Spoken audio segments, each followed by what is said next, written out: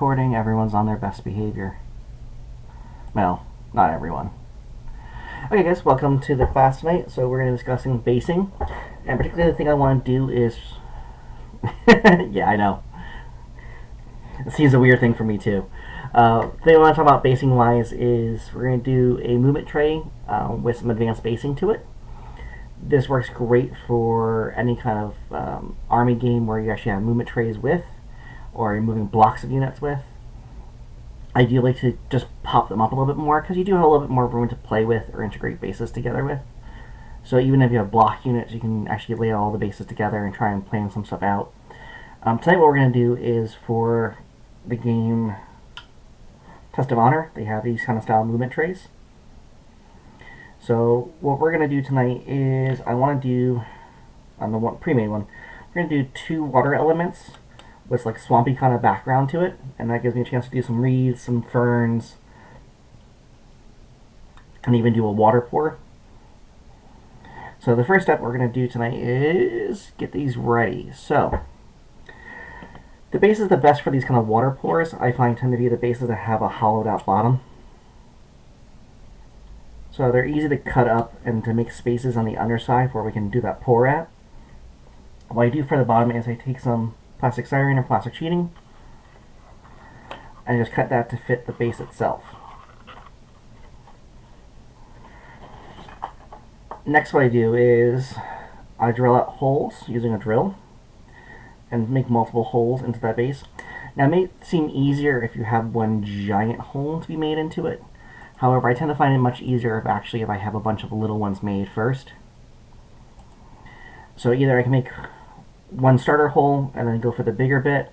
I personally prefer going through a bunch of little holes, and the reason is I just find it easier when it comes time to make that space. It's just easier to bring out my clippers.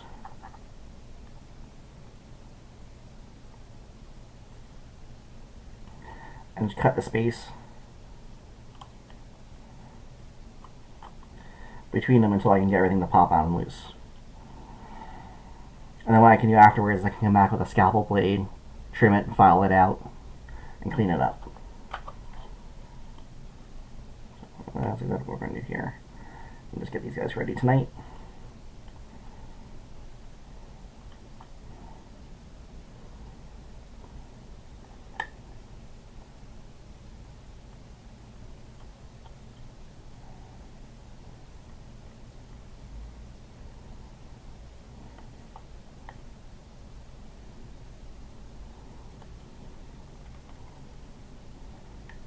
I can just pop that out.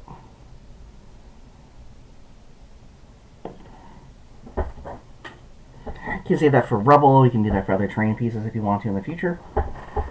I typically just kind of toss them and use them for something else.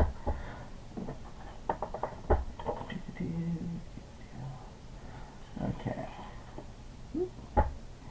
Scalpel hit it on my table. So now I can come back in with a scalpel blade.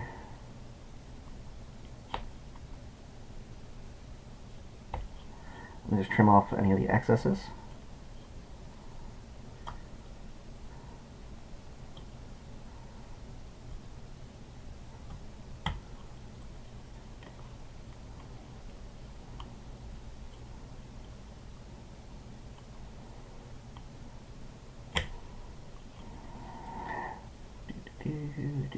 Okay, so while we're doing this, we can also talk about, as a heads up for the classes, we also have additional classes tomorrow.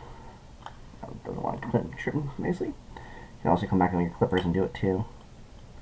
Nice thing about plastic bases is they are not that tough to everything.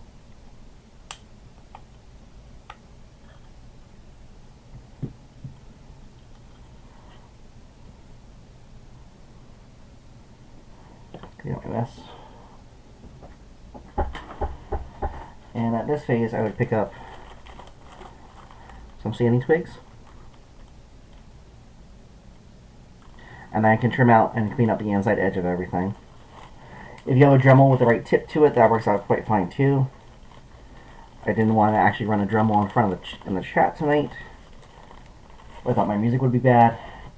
It would definitely be even worse if I had a Dremel going. Files work too, as long as they're tough enough or big enough for it. I've actually used emery boards before. I just can't find it right now. I did have some nice big emery boards that actually fit the curve just right before. I do have needle files though too. So I have some standing diamond files that I've done for this stuff before as well. A lot of times the one that has a curve to it is actually quite great for it as well. So I apologize guys, I'm going to file off screen so I don't make a lot of dust on my workspace.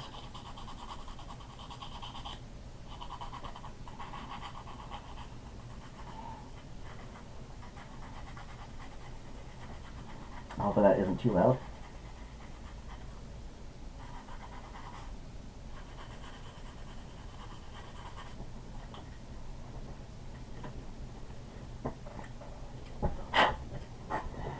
And then we can have an area that's kind of cleaned up and trimmed on up.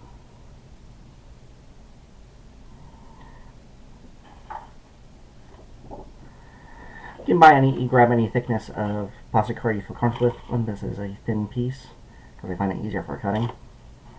And all I simply do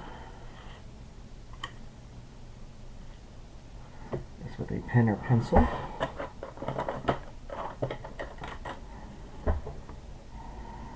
is trace out the surface.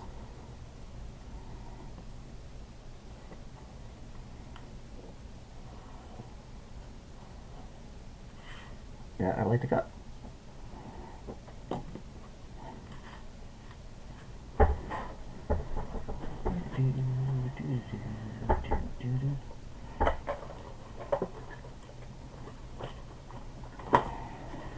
The whole cutting board into the frame tonight.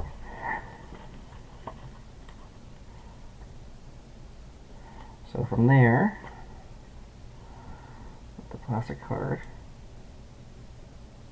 I just softly cut that line.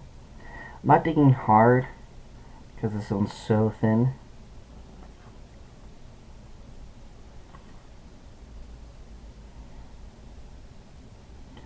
I kind of want just the tip to score everything.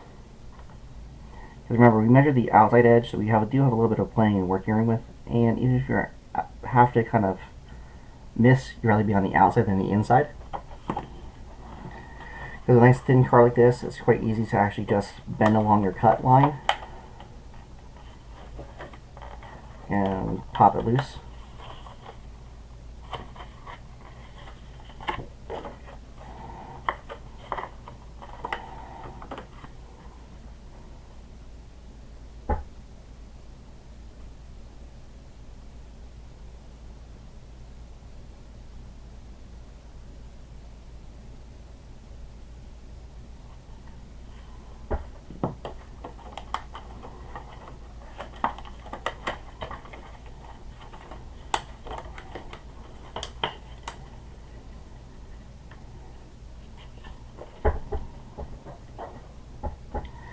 And since we have a plastic base and the plastic card, this is going to form the bottom that we want for the underside surface. So when we fill this with water, it has some place to go. Now you can't have a true open bottom version if you have something that you can store it in. There is a company named Green Stuff World that makes these things, which are little containers you can put the base into, so we can directly pour. So now when we're ready, we can actually peel this off because this is a silicone mold meant to handle the resin pores for later on.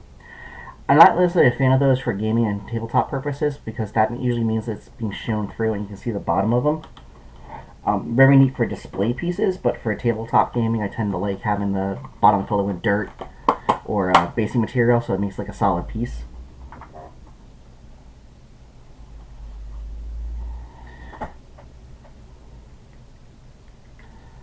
Now what I do with that one is I actually take it down. I'm going to use plastic cement.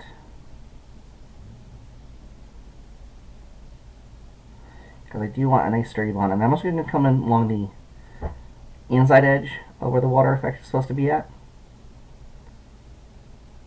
Because I want the water to seal, the resin to seal on both sides. Just a little scribbling just to make sure it sticks built onto the bottom.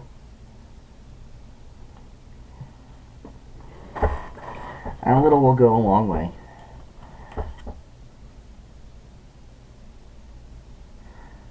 I can either rest something heavy on this, or for our purposes tonight, I'm going to clamp it. This is one I will use in the future.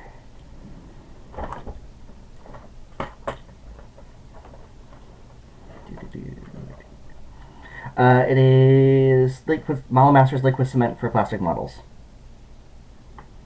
You can use regular super glue, CYA. It won't make that same kind of bond, so you have to make sure that you have good coverage of it. I like this stuff because it does make that stronger kind of two become one kind of bond. It makes sure that my resin doesn't run anywhere.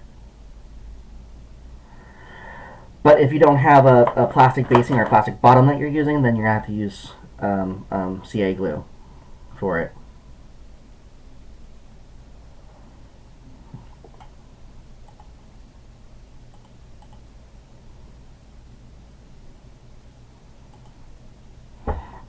Okay, so this obviously can't be used right now tonight because it's going to have to dry and everything else tonight. So through the magic of television and cooking channel shows, we have this one that I prepped up earlier tonight. So the covering on it that I'm actually using for the ground effects is Liquitex ceramic stucco.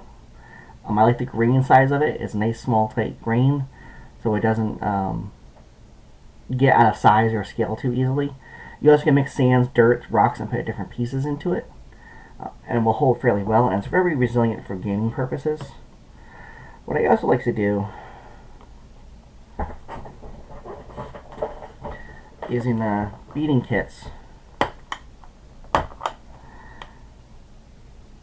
keep some different pieces I can use for base building with. A lot of times we tend to have too much, or we don't need all that we need. So this is a great way because I actually trade with friends. They get a piece of, or a barbed wire piece. I don't need a ton of it.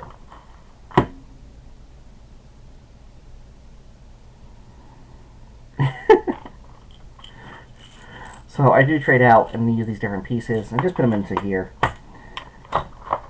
If you buy the buffalo tufts, you tend to have more tufts than you'll ever need in your lifetime. I tend to do skirmish armies. So if you do a full army, so then it might be a mountain for you. This lets me just use the amount that I need. And then what I do with friends is because, I have some of this color, they have some of that color, we wind up trading off. And that way everyone has, the amount they need or want out of it.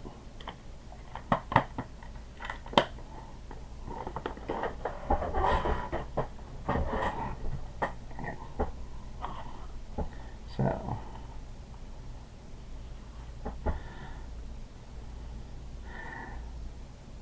with the bases inside of everything, I just covered everything on up. And what I'm going to do is just going to take the base on up and pluck it on out.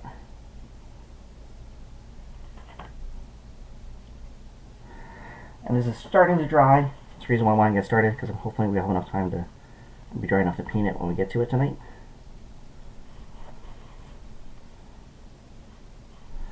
So I'm just cleaning up the edge of it.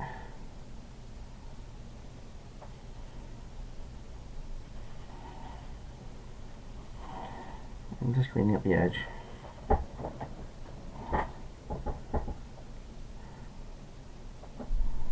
Let's set that aside. We want to clean up the inside edge too to make sure it fits later on.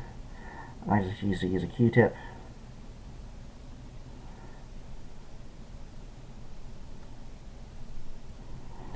And make sure all those edges are covered and cleaned up.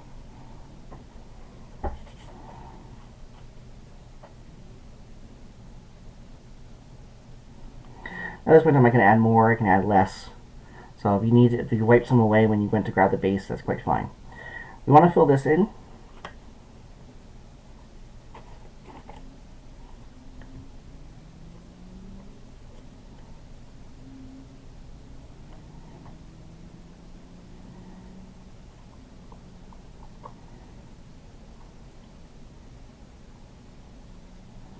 So just taking a little bit of stucco. And I'm not trying to get it in quite yet. I just want to try and get it roughly into territory with the amount that I think I need.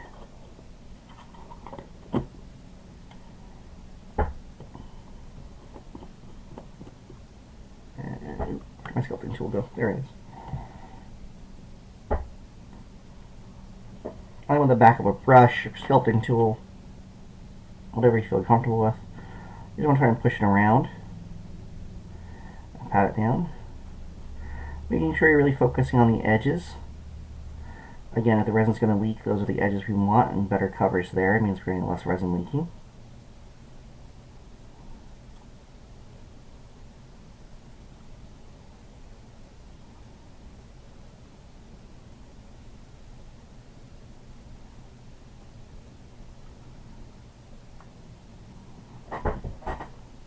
Now, I just like this method and this ceramic material for bases that have a little bit of foot to them. I think we all know bases that we can see where people are standing up on platforms. It's very easy to build this up and include that integrated base without going too far or too deep on it.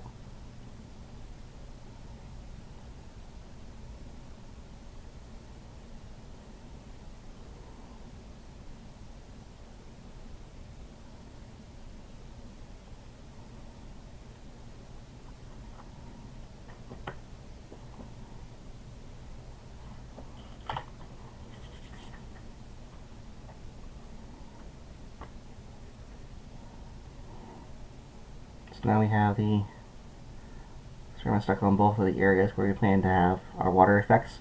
And again, for this base, I'm going for a swampy effect. Since we are going for a swampy effect, we can do things such as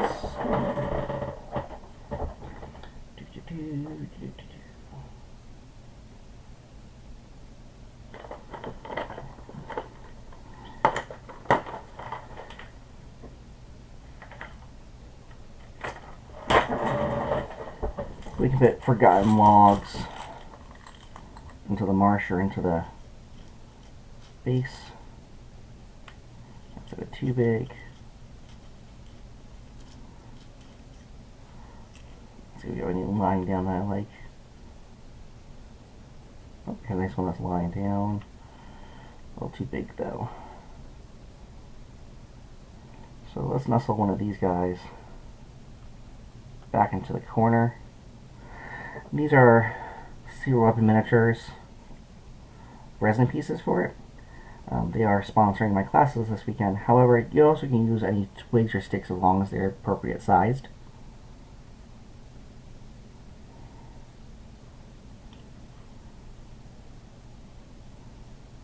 Let's see, like that guy right there. Let's see if I have some sticks to use so I can show you off that part.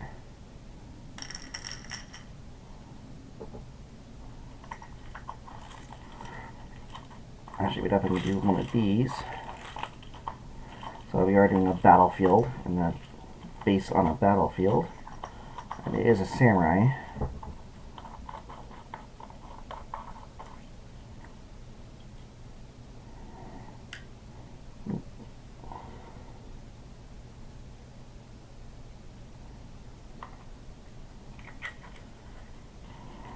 Let's hide a little skull somewhere.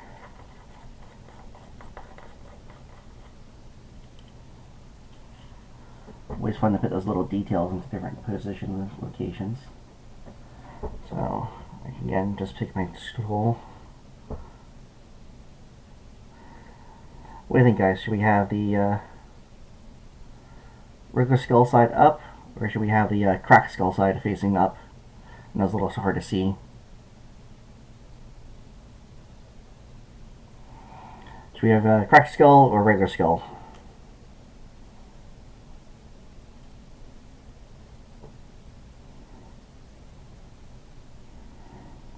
There for now.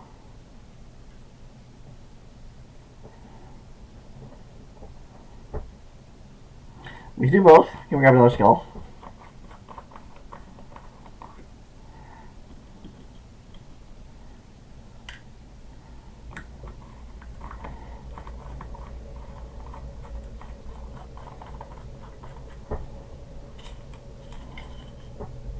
So let's do this. Let's hide.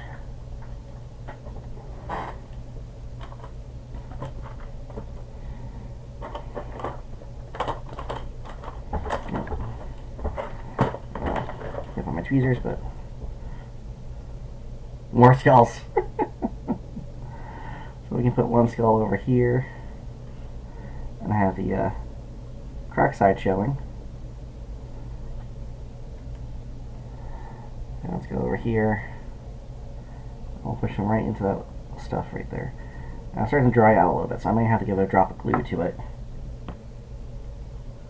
So, do.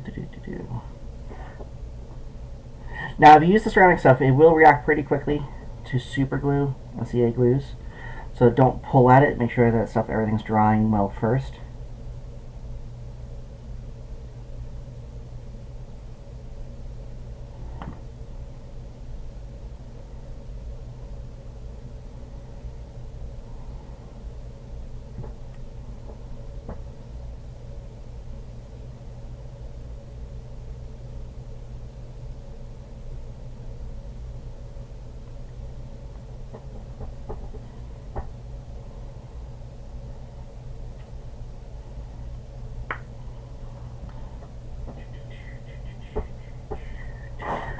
Let's see, where is my box of twigs and sticks? Yes, I keep a box of twigs and sticks. Yep, I don't have twigs and sticks nearby. But what I do have is some good old-fashioned bark, which is quite good for making some texture surfaces as well. You want to make sure it's cleaned out okay and that nothing's living in it or critters are into it. I also do recommend baking it or drying it out a bit first, or seasoning it.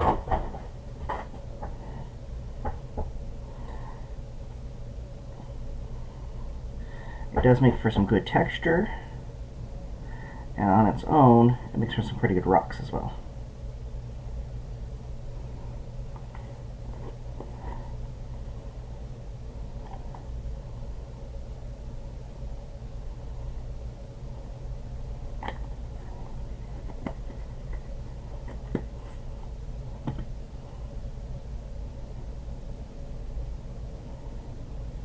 Again, we can just put it down with a little ceramic.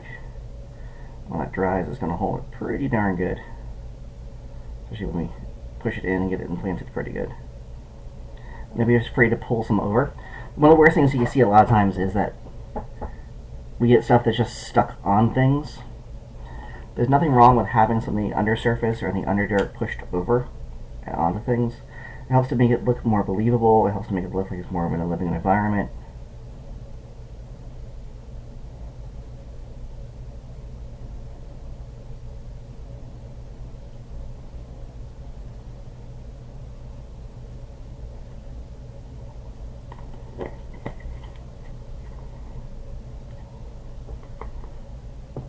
So let's carry on.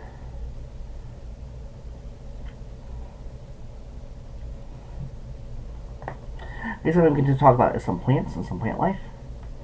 Having a little greenery on bases is always kind of awesome as well. Helps make it feel like it's part of the world. And there's a couple different things you can do. There is the classic aquarium plants, and you can cut them off and use them freely. There's also various paper plants and paper goods that you can use for that. These are vellum ones cut by Wicked Elf Miniatures, myself. There's also ones done, I carry these and Secret Weapon carry these. There's also a couple other companies that do them. These are just designed to be in the 28mm scale. And all I'm doing is just wiggling the paper loose. So I'm just trying to get that paper to release a little bit.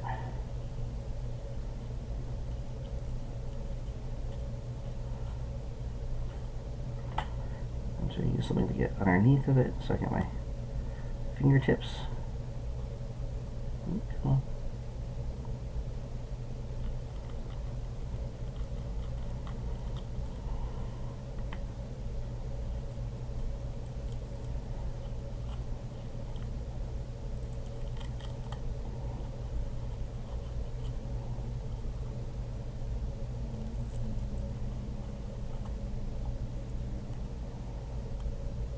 For that one, which is not a big deal.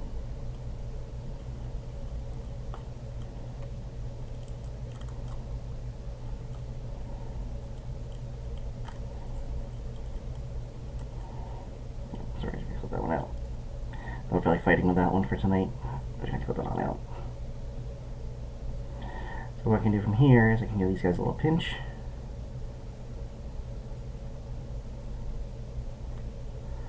A little roll with my fingertips, that way they actually start to bunch on up. And I control everything's going to be done. It can be glued and glued into place, or if we have some stucco that's still pretty wet,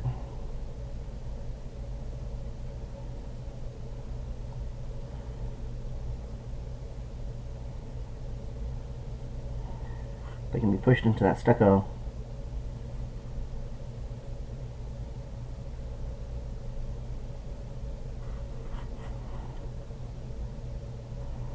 And be left to kind of dry and harden into place. Get the camera to focus on that guy tonight. Let's bring you guys a little closer.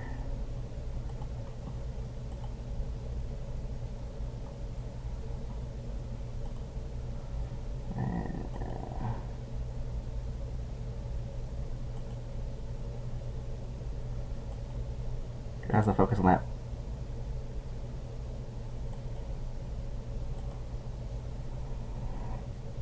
So it just gives an idea of what we can do with some plants there. This is all primable, sprayable.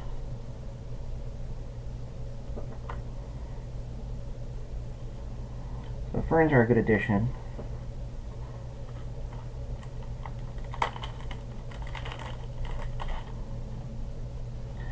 Putting some of those bushes. Like a way we can get some greenery into it.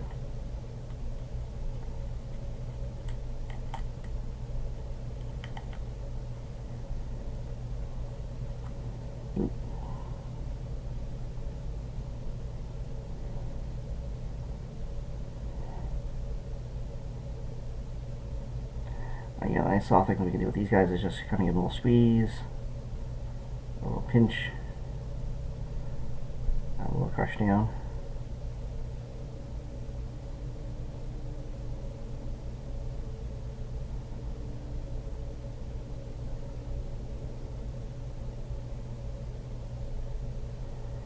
I can provide just a little bit more greenery.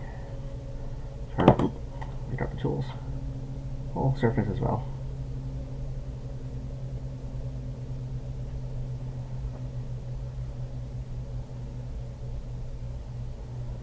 So just a good solid way to build up a base. Focus back working again.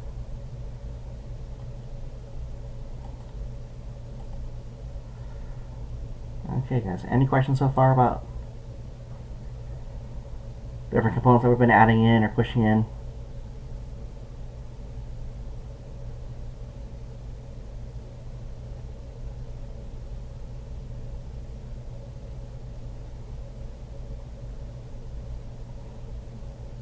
I know there's a bit of a delay, so I'm just going to let that float for a second.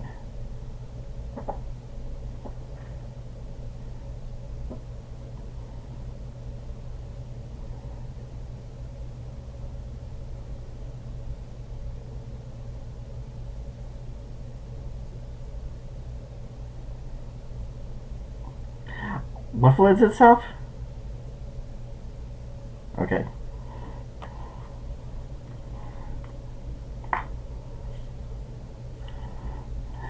So we're gonna let this dry on out. Let's talk about a technique I like as a wet blending technique for basing and for painting basing. So while that's drying on out, I'm also gonna have to get it primed a little bit, but I want to try and do some brush work with you guys tonight as well. So one of the things I like to do is a wet on wet, especially when it comes down to basing. So let's see here. Actually, I have a different base setup for this. Let's do one on this guy. So I do recommend an older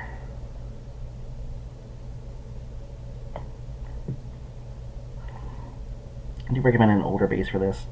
So the first thing we're going to do is just get some good color down. I'm going to use a walnut brown, which is a Reaper color.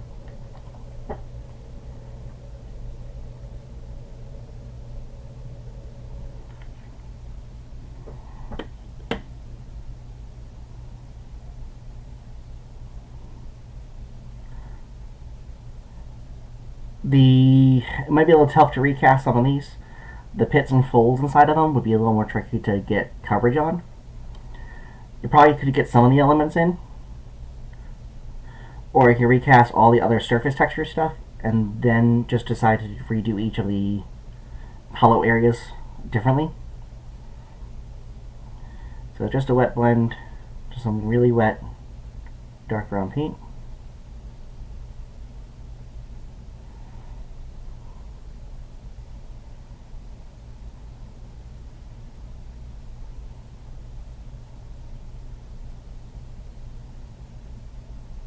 You guys want to talk about the grain size of the stucco being good for miniatures.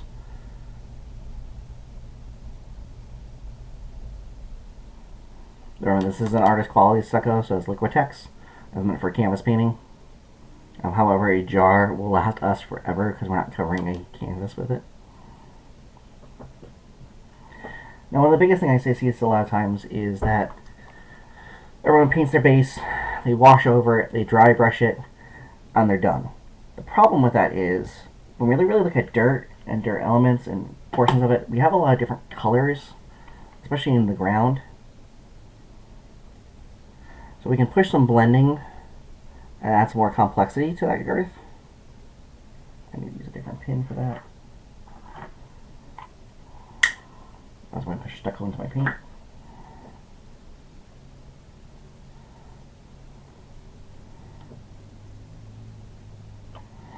So this is just a tan and a really dark green. This is Ancient Earth Reaper and a khaki highlight. So what I can do now with this wet paint is take a color and push that color around and use the wetness that I'm seeing that I still have down. I have to push those colors to make some subtle effects.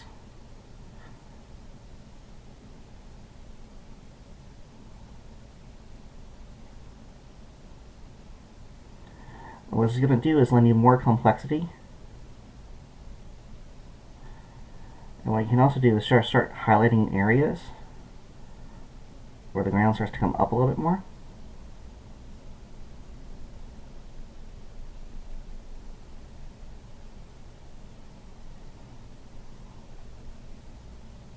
So not everything has this even sort of look to it.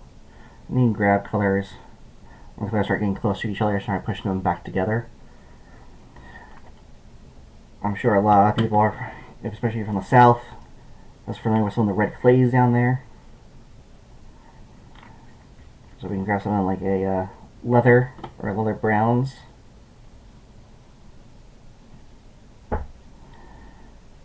I start pushing those colors in. And as we get closer to the other wet colors, we're just going to get some mismatch of colors.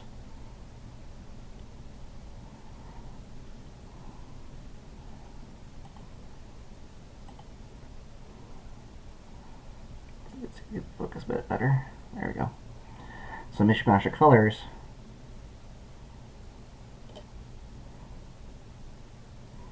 That'll allow it to really get some complexity to it.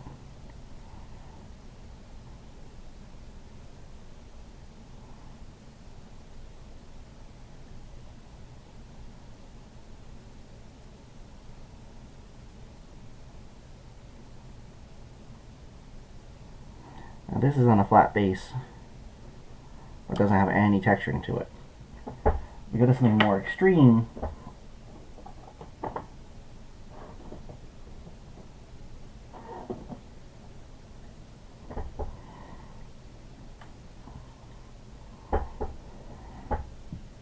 Such as a base like this.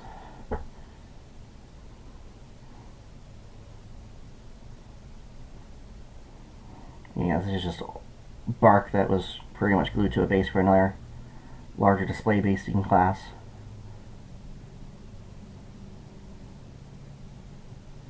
My first layers are actually, if I was doing this normally, would actually be with an airbrush, just to put the first brown on, because this is going to take a while. So I'm just going to work a section of it. But now I can come in with some of those different colors. With that wet paint, lay down an area, I start blending them out together. I'm even taking some highlights up and down and just pushing them around. The paint is very wet, and you see I'm really not cleaning my brush between everything. I'm just trying to grab that paint and making them blend with each other.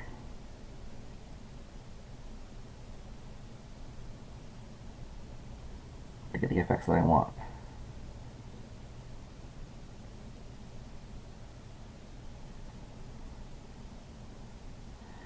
And if something's too strong, or I get something that's too bold, let's see if I can get something too strong, I can come back in with a wet brush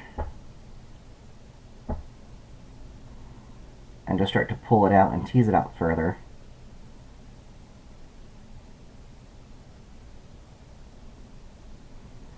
Until it starts to behave a bit better. And then come back in and either reintroduce some color to it.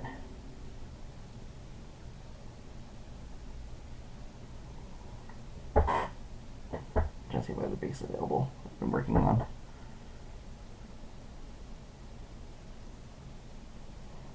Look, I keep making those little subtle changes that we're going to find in Earth. The ground surface is just more convenient to work with.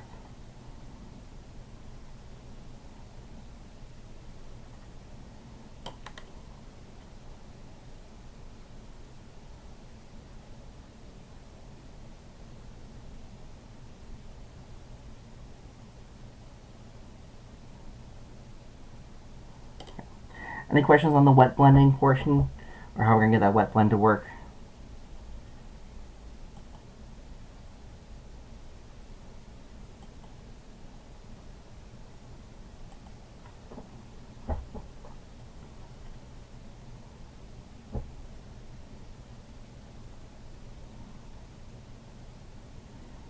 Or feel comfortable with the wet blend part?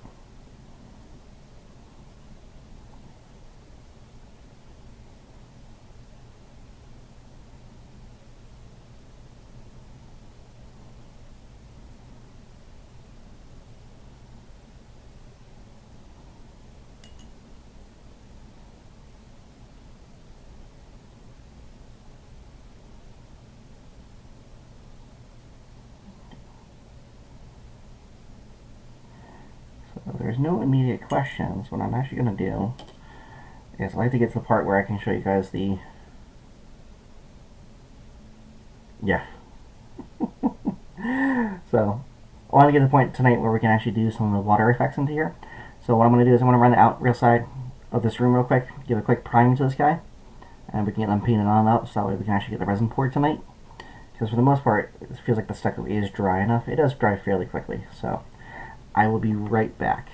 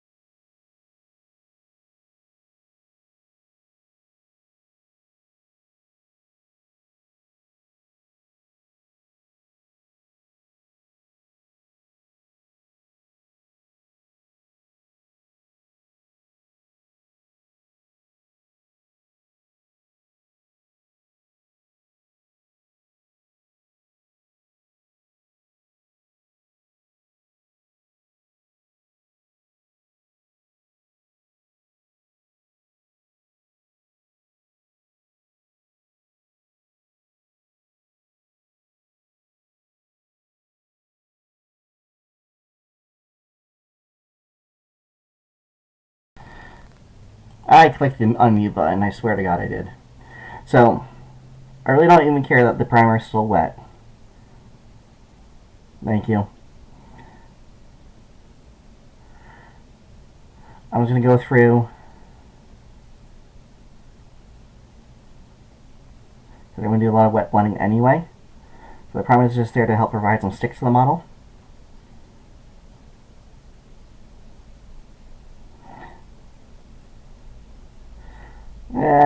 Sounds typical for this group for breaking something.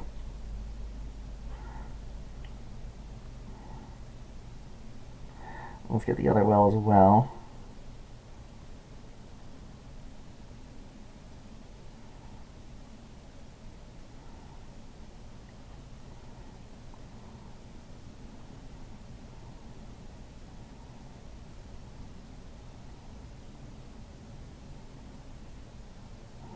So we can also do things like add weathering pigments into these areas to get more texturing if we want to. All that's really valid ways to do something.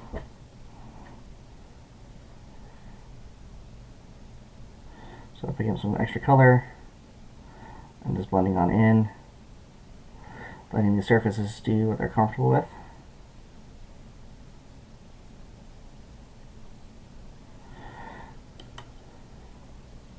I'm going to get some of that wet surface just a break to kind of dry out a little bit and get some little plants.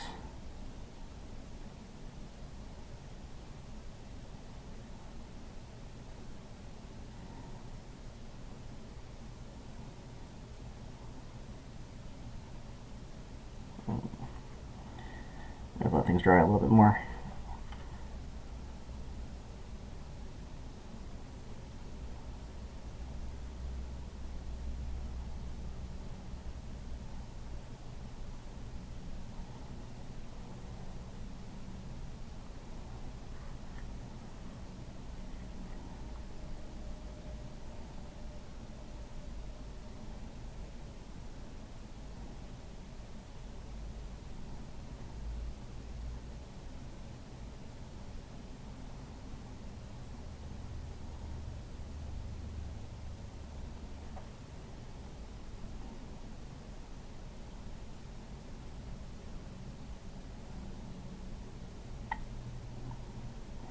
I'm going to give it a few more moments. The stucco is still a little wet, so I'm going to let that dry on out and go back to using our bigger display monolith.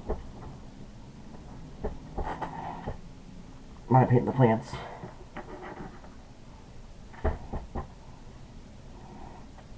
So with the plants, all I'm just doing is pretty much some paint. I'm not going overly wet with it.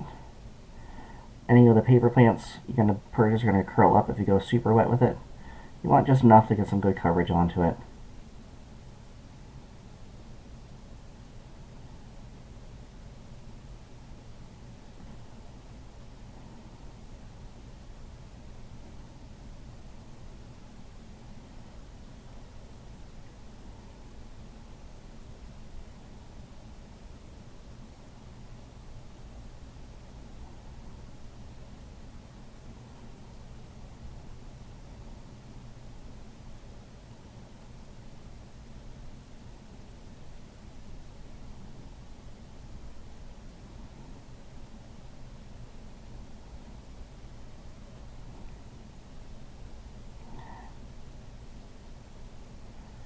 Now, if you do like the green elements, for example, you guys can do something as simple as even painting them on the paper. So, not too wet of paint, but you're just gonna come on in, make a nice even coat. Don't try and go too slow and too meticulous with this, especially at this stage. You want that paint on the plant, and the longer you sit onto it, the more water off the brush the paper's going to absorb. That's going to make it more complex and more difficult.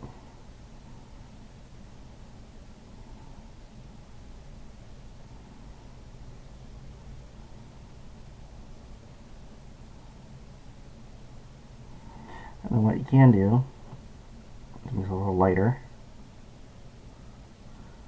we want that dark central region, but then you can come up and grab the lighter sides plant. And you can also do this to help store them. So I know I'm building an army list. I don't have the miniatures painted yet, but I'm going to start basing on my first set or my first unit. I can keep on going in the evening.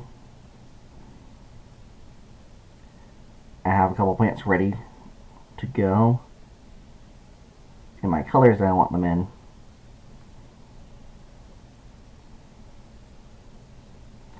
So I don't have to wait for my basing later on in the future.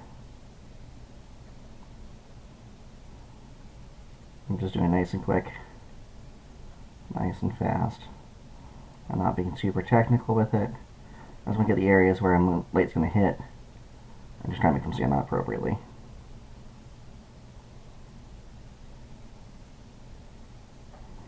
Hopefully, a little more dry time. Oh, let's keep working.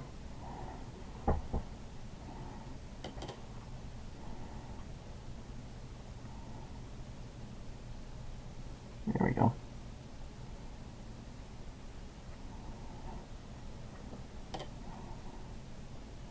So we can add some greens to help push that mucky and the swampiness feel.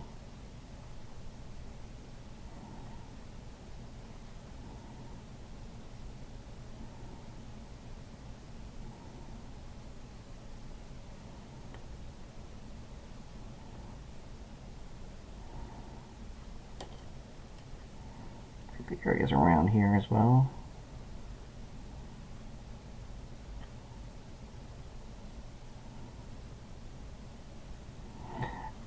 So try to make sure you're not unified in your colors. You're trying to shift things around a little bit.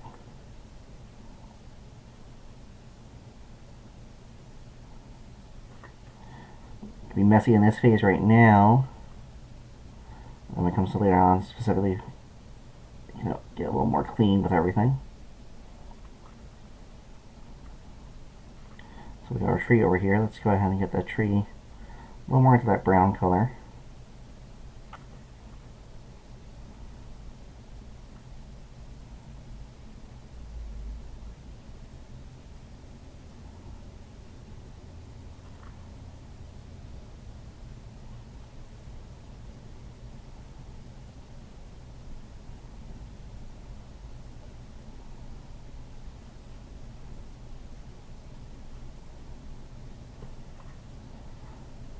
Working our rural areas.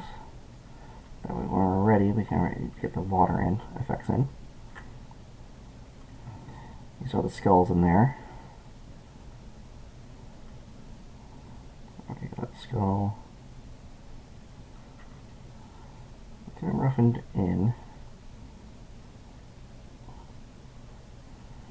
I got this skull over here. Let me go ahead and get them roughened in. And always wipe excess away with my paper towel. So when I'm pulling out all the extra color in there, I can pull it away.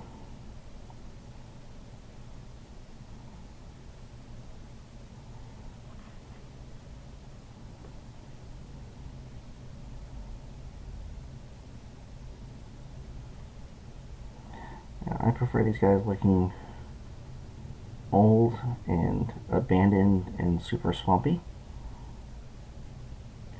If you want a fresher look, all you're going to do is just let everything dry more thoroughly.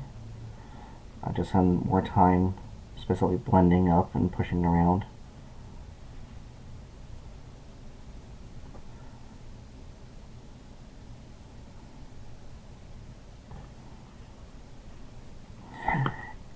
If you're at home and you're not streaming, you can also use a hairdryer. Unfortunately, I think that would destroy everyone's eardrums right now.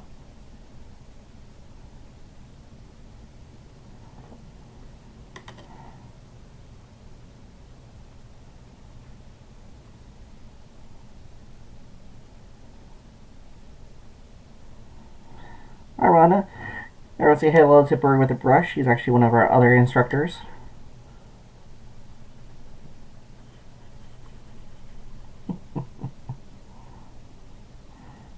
Yeah, actually, technically, I have to unplug the computer to get the hairdryer in.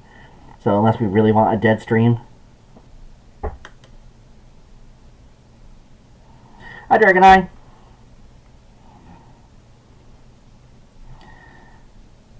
So you can start seeing that base start to pop in with those different textures on the inside. And we have a good, solid, swampy kind of feel to things. When the things dry out a little bit, I want to kind of get one more layer. The one problem with especially the water effects is once we do the water effects, whatever is underneath that surface is done. You don't get a chance to go back and do it again.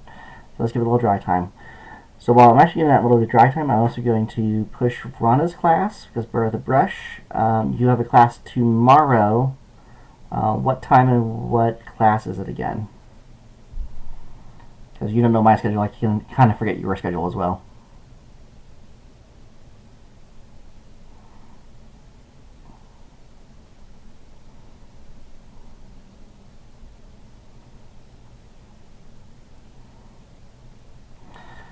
So Feathers and Scales at 2 p.m. Eastern, which is, Rana is a fantastic constructor. And I will be doing Flesh Tones at 7 p.m. to 9 p.m.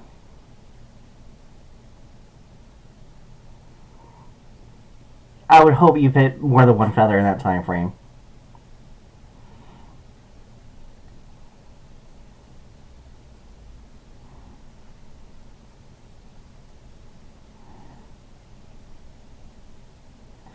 Otherwise, that is a really exactly painted feather.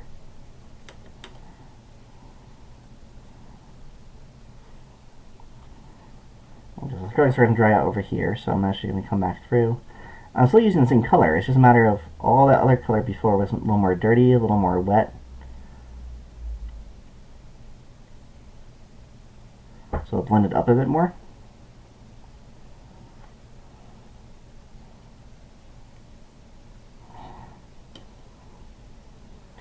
Right, she has to do all the scales.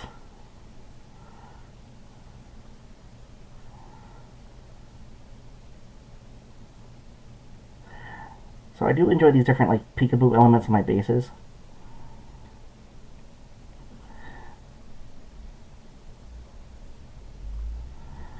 Because what happens is it's going to cause someone to look a little bit deeper at the base. I'm just trying to get a little bit of blend onto this tree stump over here. Because again, the part that's going to be underwater, we're not going to see later on.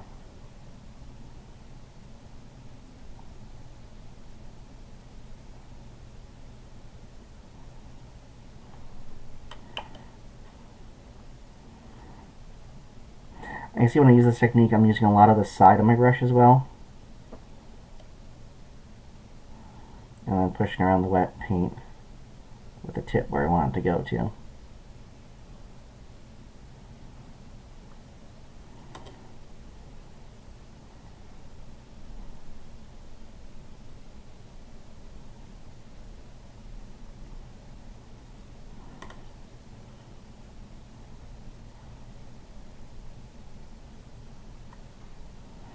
I have a few leaves in here that are just laying down.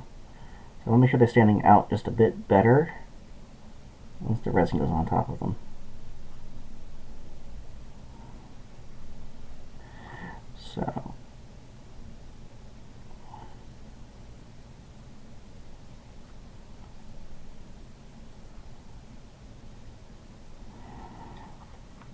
we have our wells pretty well done at this point in time. So let's talk about the resin that we're using tonight. So we can do a resin pour, the traditional kind of two-part epoxy resins, and let them pour on in and make the results that way, which is great when you have time to do it.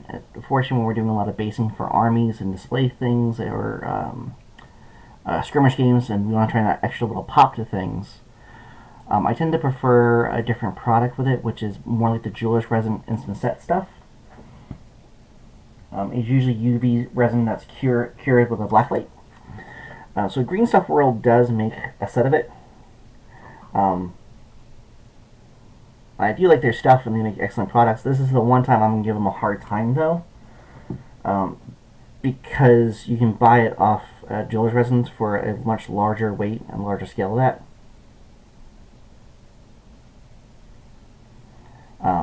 So this bottle was half the price and more material than the other one was. And this is just set for like quickie set kind of craft jewelry. You will need a black light to do it. My black light is right over here. Again, they make their own black light as well, Green Stuff World. However, Tautronics makes the exact same one they sell with a different logoing on it. So all we're going to use this is just to cure the resin.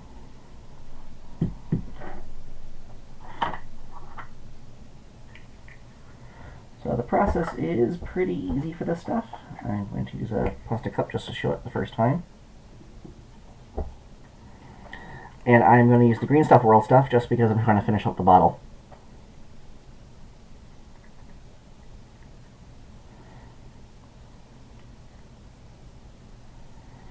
Come on, get down there.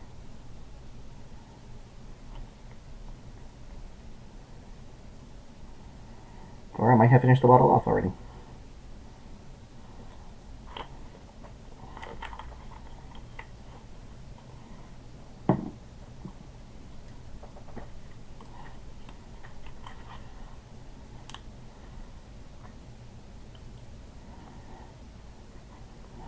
So this stuff is a little more viscous.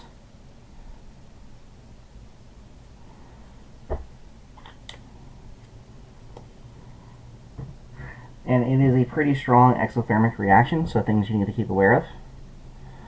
So I hope everyone can see the black light on the table. So when the black light hits this stuff, it starts to cure it pretty instantaneously.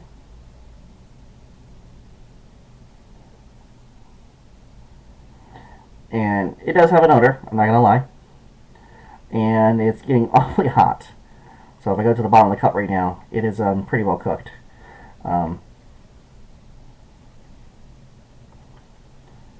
So, if you are going to cure with this stuff, depending on the resin stuff for it, yeah. So depending on the resin and the wavelength, I've looked into it. So the stuff that I've been using, this is the wrong wavelength for it.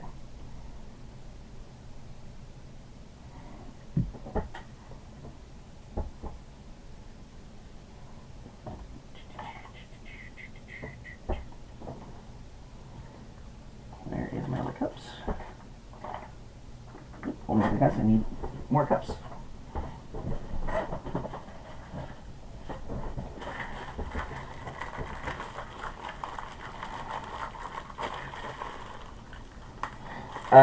To be honest, Walter, I haven't checked to see how much wavelength difference there was. I know mine wasn't curing it, and it was a different spectrum a little bit. I'm sure I can get a light or the resin that is in the same spectrum as this stuff.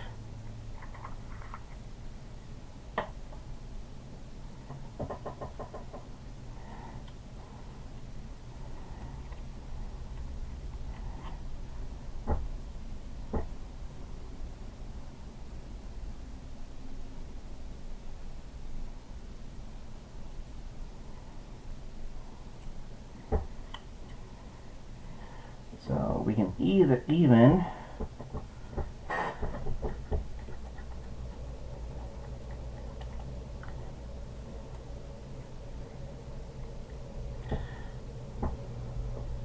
B. Mitch, thank you for the follow.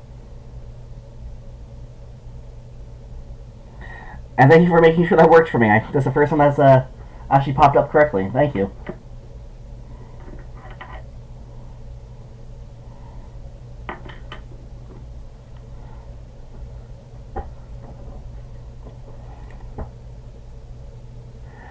So I can grab a little green and actually start to knead it into the resin. That could just help the top my swamp look in.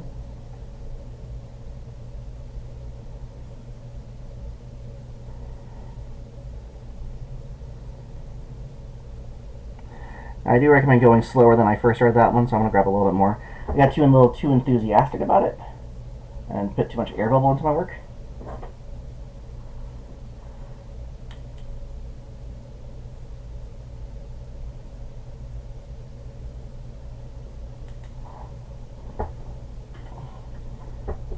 So let's do that one more time, but with better technique.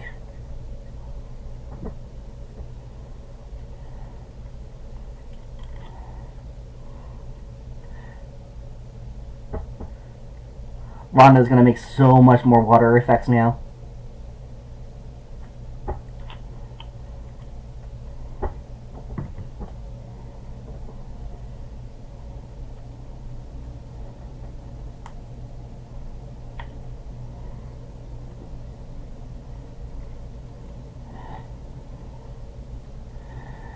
Here at Wicked Elf Miniatures, we are not responsible for any blown mines and or other body parts.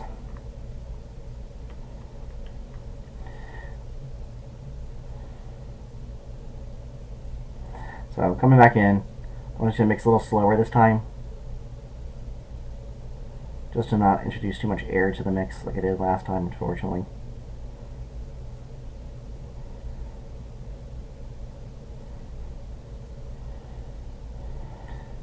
To be fair, I'm repairing the body parts. I'm trying not to blow them. I have repaired a few people who had blown off body parts, though. I guess I'm doing the opposite of the work.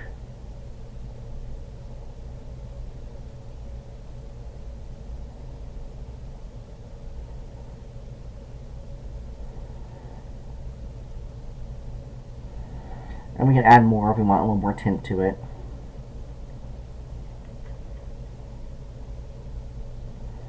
If you do that, though, I do recommend, I'm not particularly worried about this base terribly so, but just get used to how much you have in it. Remember, acrylics do tend to dry a little darker even in this format, so once this starts to dry, the color tint is going to change out a little bit.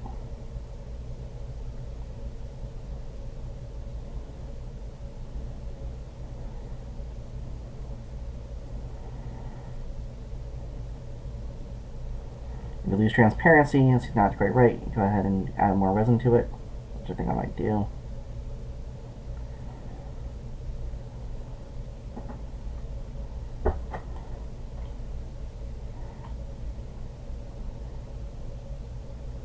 Want to go a little bit more on the clear side. So we went and bothered to put those things like the skulls and different pieces underneath all that.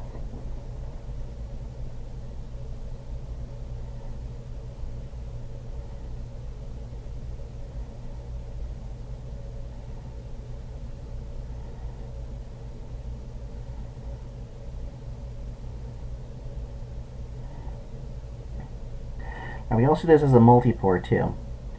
So our first part is going to be this stuff. It's going to be kind of an underside look to everything. And definitely influence our other layers. But because this stuff dries so fast because of the UV light, I can do a top layer of clear.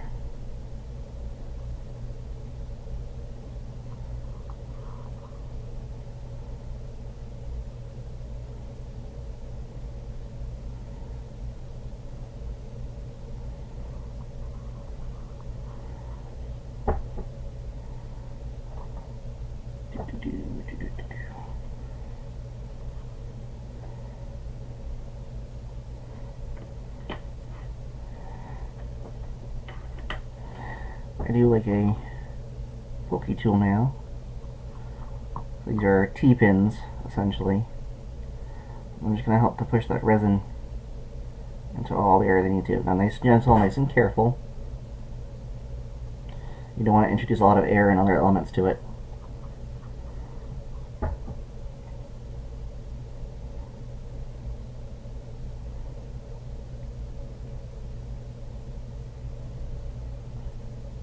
Now, other prep you could have done to help make sure, depending on the depth of what you have in these areas, you're actually going to get air bubbles to form just because there's little pieces of trapped air on the inside of them. A good way to keep that from happening is if you run super glue or very thin super glue over the area first. And that helps to trap any air bubbles underneath those surfaces. It also makes a slicker surface for them to lift up with. The same trick holds true if you gloss coat everything first. So now we're going to cook these guys.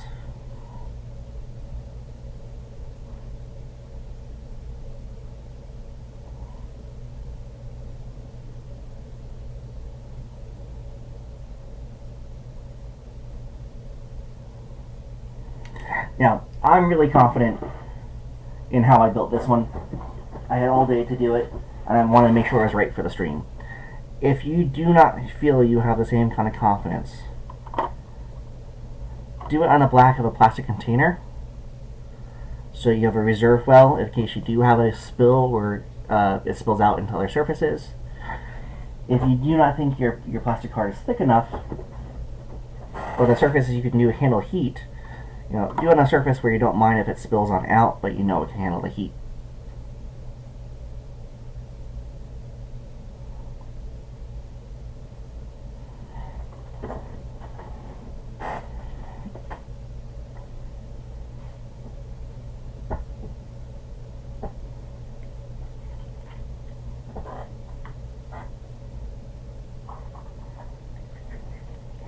So those wells are awfully thin. So what I want to do now is just thicken them up a little bit. So we're going to go with a clear pour now.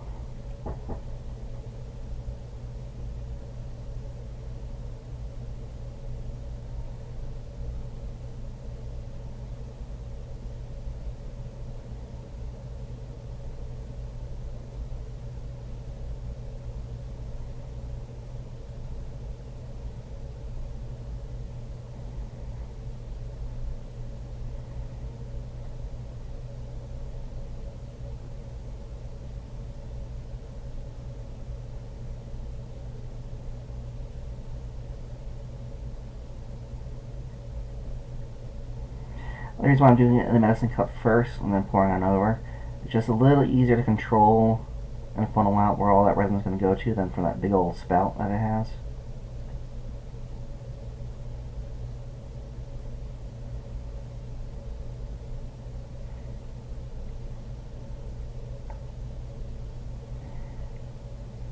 What's also kind of nice is these areas usually shouldn't have such defined and hard borders. So coming over and tapping over and adding some gloss and wetness to the other surfaces along the side help to make it so that even though I'm decided I made this with a strong border to it, I can actually show that this would spill over and have some effect into the other areas. Put that aside for now. And now to let that cure.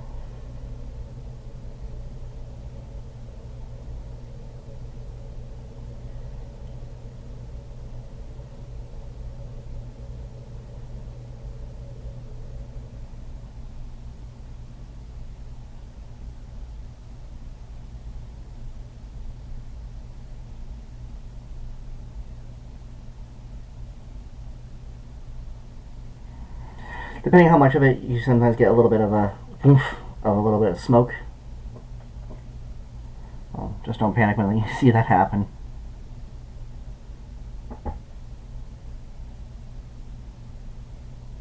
Yeah. This stuff gets hot pretty fast. If you have any on your skin and you forget about it, you'll learn real quickly.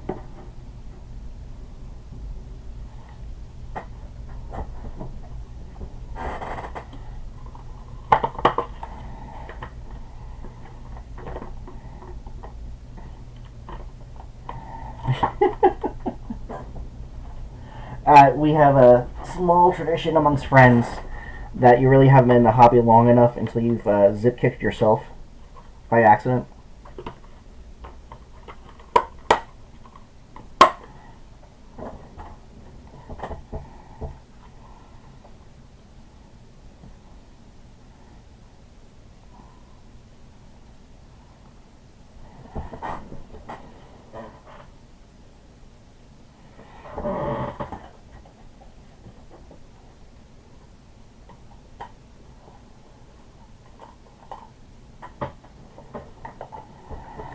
So they do make a couple different things. So we can have different cubes of different sizes.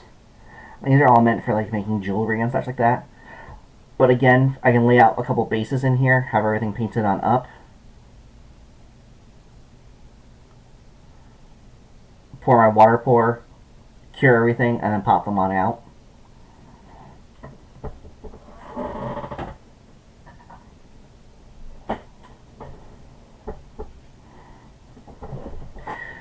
If I want a water effect,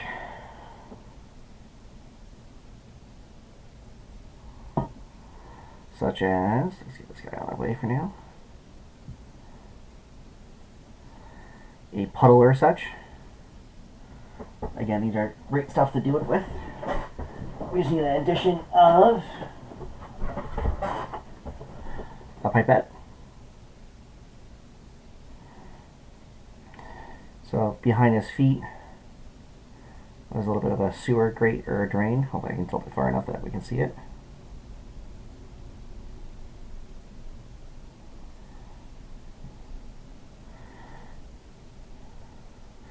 So I have all this oozy, slimy, gross water, so nothing like a little sewage.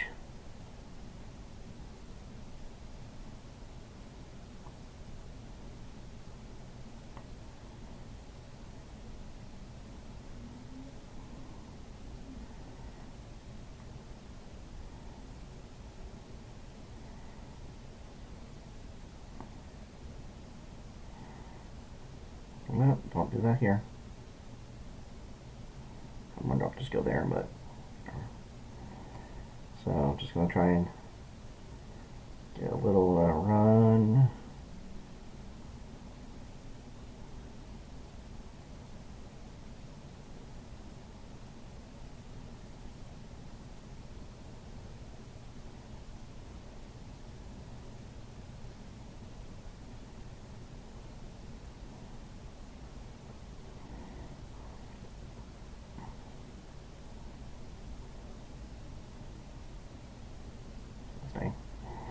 So, trying to get that tilt so you guys can see it now. Of all that water down into that spacing.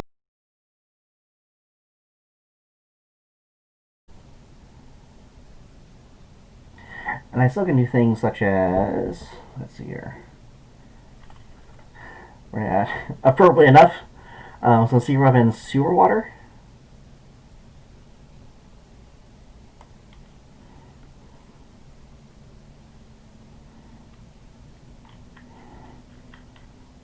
Again, surfaces are things that you don't care about. You don't want to try to make things touch the resin if you actually care about it. And I can lay down some extra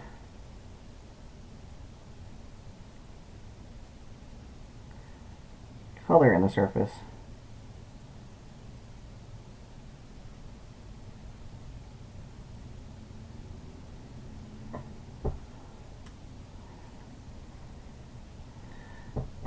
Easily seen on the camera just because of the angles on it. Oh, this way.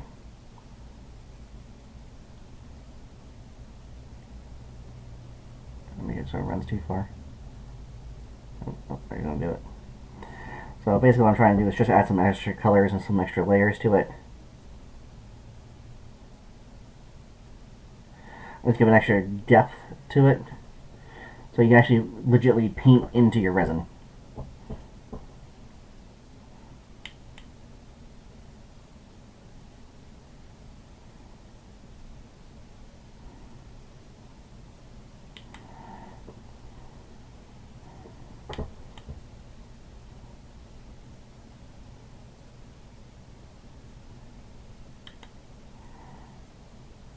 I can show that on this camera a little bit easier.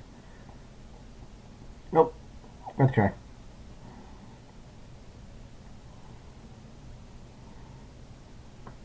So I did get a little drop of the color stuff back over onto this one. So we can't let it just sit there without carrying it. So I'm going to push it around a little bit. Give a chance for it to level one out.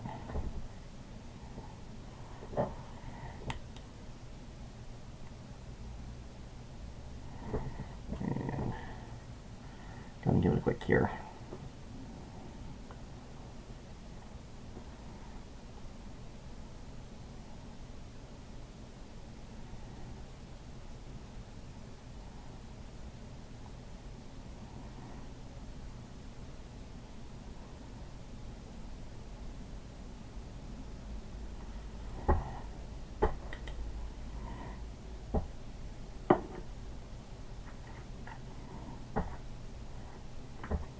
Okie dokie, guys. So there is our, get that over my way. Also, a nice thing about the UV cure resins is when you're done with the extra, you don't want to make a mess inside like your garbage can or other surfaces because you're worried about it running or peeling away. You can just give it a quick cure.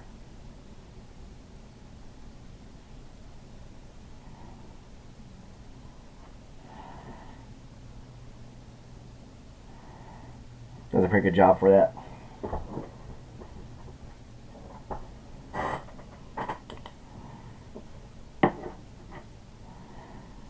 And there is our movement base.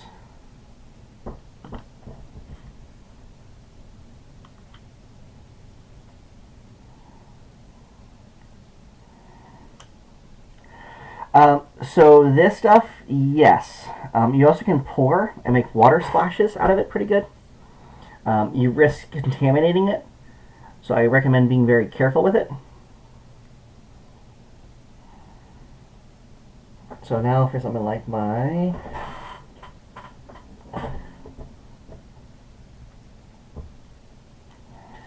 and this style is also kind of cool because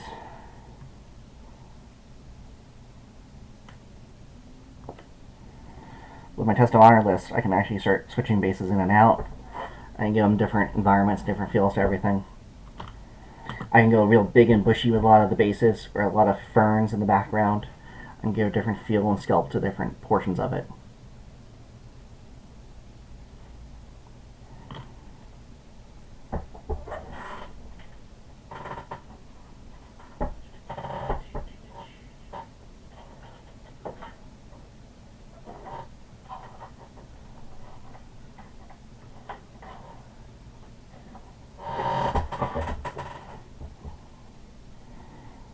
And again, this is all something that can be gained with.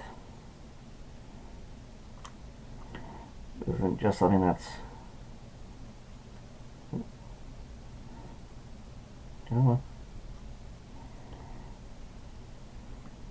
I just don't have enough finger hold to get these guys out right now because there's nothing on the base.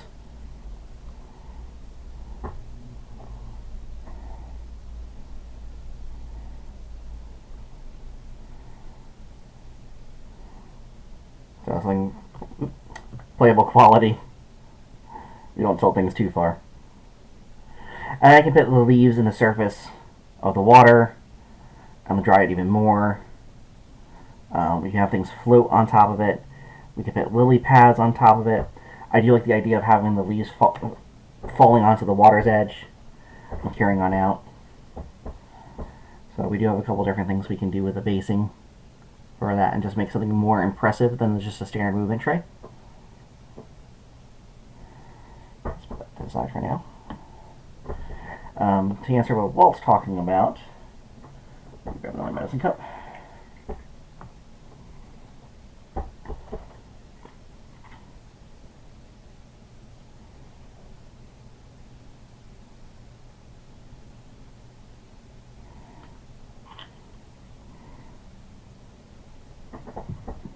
And I'm going to grab something that this dies on hardly with. I don't.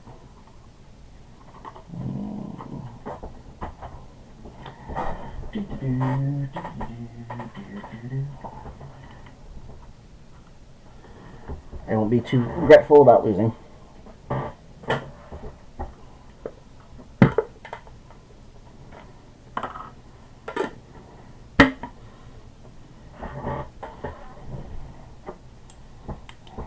So I start off with the light on the base.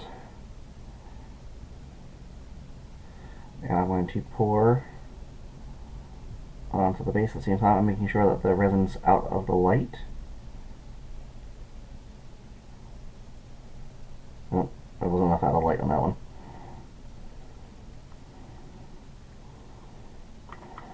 Let's kick that back in and try it one more time. I just don't lift it up high enough.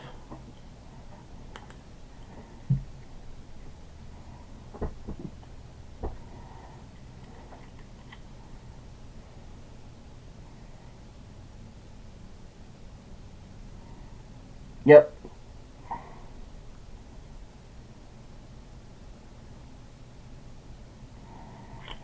The black containers of the bottle help to resist that happening, but the problem is if you start contaminating that tip, it really starts making a problem for you.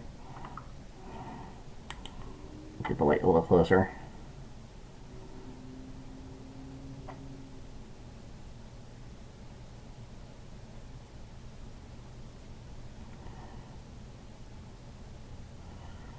So it's a little hard to see because I know my hand has to cover it, but I will show you guys in a second.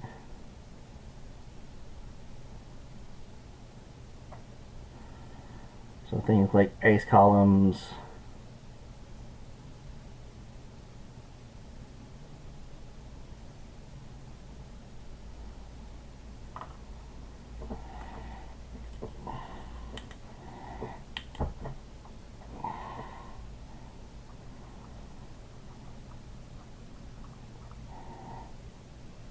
test without breaking my fingers.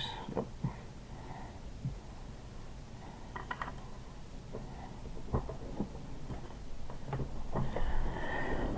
Let's see here, I know I have tweezers here somewhere.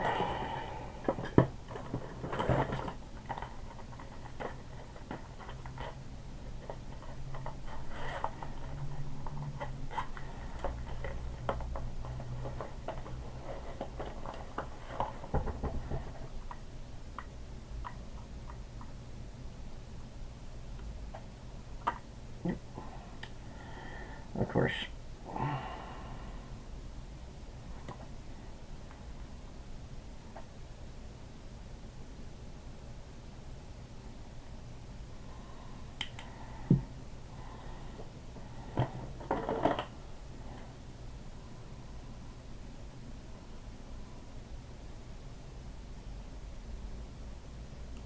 Come on. I do not want you, Sam I am.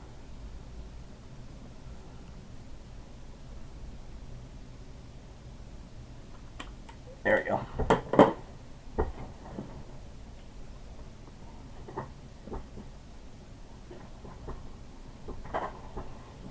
And just be very aware of things that the resin has touched, so I can clean things up properly. But getting things like water columns or splashes, icicles hanging down, stalagmites or other such elements are just another way we can do that with the resin pour. And man, my camera does not want to focus on this thing.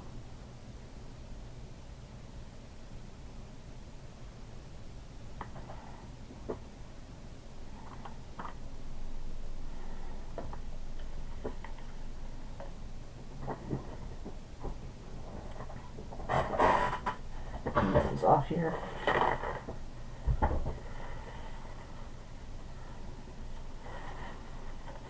Yep, absolutely. So we can get some different layers, we can get some different effects this way. You can even lay it down and put secret weapon crushed glass into it. Let's see if I can get that going.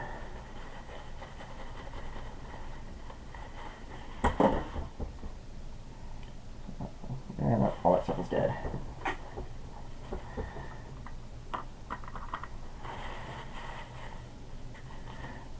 Where is my crushed glass?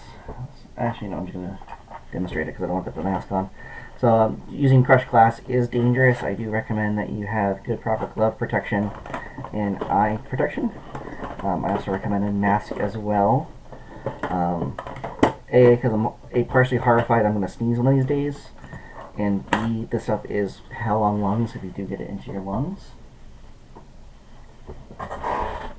However, it will make some of the best ice effects. And this is peels of it that I've pre-poured.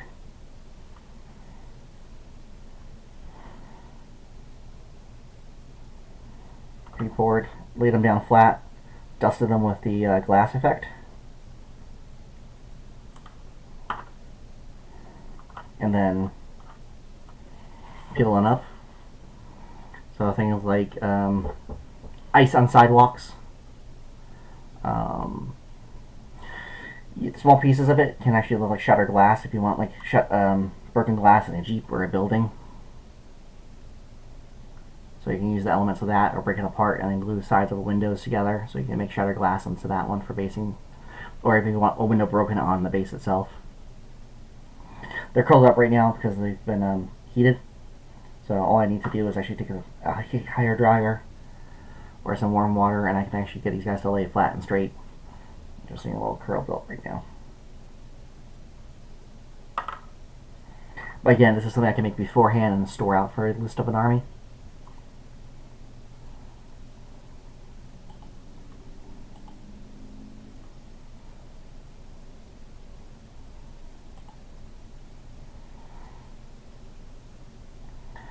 Hey guys, I know we have a few peeners in, and I know a few people are still watching and talking away.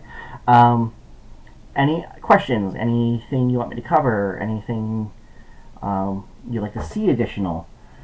Surprisingly, I booked more time thinking it was going to take more time for things to dry, but my apartment is hotter than hell tonight.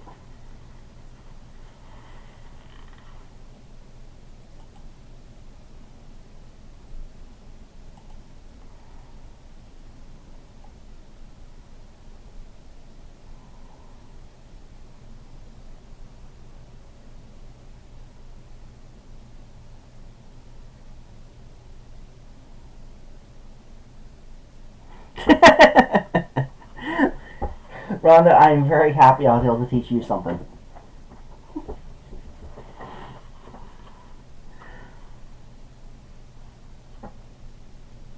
It's not often I get to directly influence and teach something to the people who impress me in the hobby.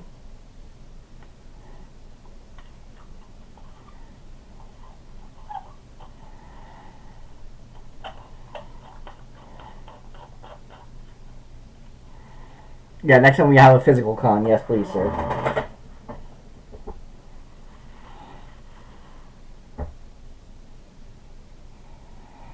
Yeah, did it verbally, just because I don't want to bring out the mask while I'm trying to talk tonight.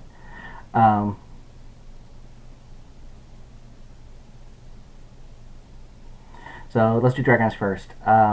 So I pour the resin down first, just like a pool of it and thin sheeting of it, and then I dust the secret weapon glass into it.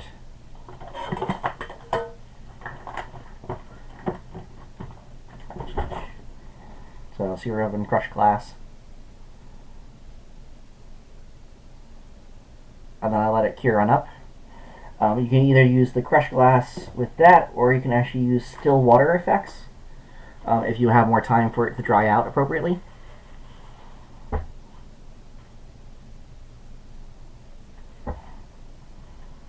What this stuff will do in a pinch of it, you can do it a little faster. And then I just break up the sheets apart and cut them up for storage. No problem. Keeping the slots open, like as in these guys in here.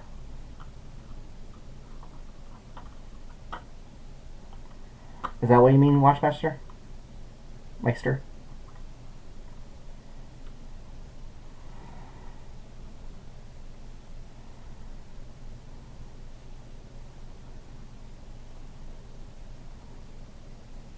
Yeah, once everything's done and in and sealed on up, it's only the loosest elements, like my leaves, because they weren't exactly well glued down this time around for this base. The looser elements that tend to get in the way or get knocked out. To be honest, that base is probably doing a little bit more because I just haven't hit it with a thing of matte coat yet.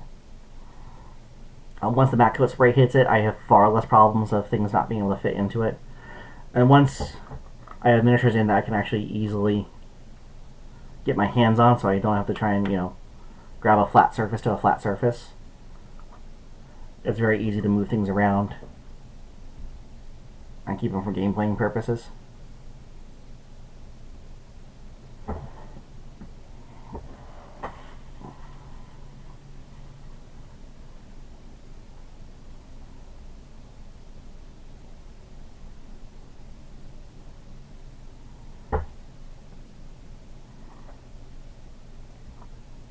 Though with how I roll in Test of Honor, I don't have to worry about my bases staying long anyway.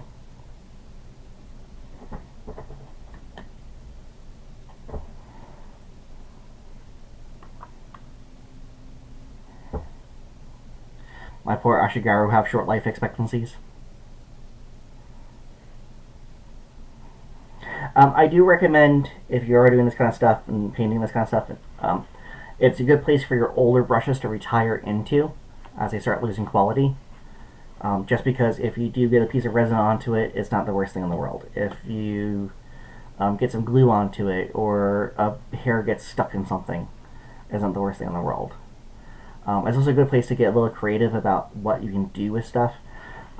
Things like hemp rope, if you take some of the twines out of it, can start making it look like tree roots. So this is actually a display base. I'm still looking for the soul of this base. That's what I want to do in the future.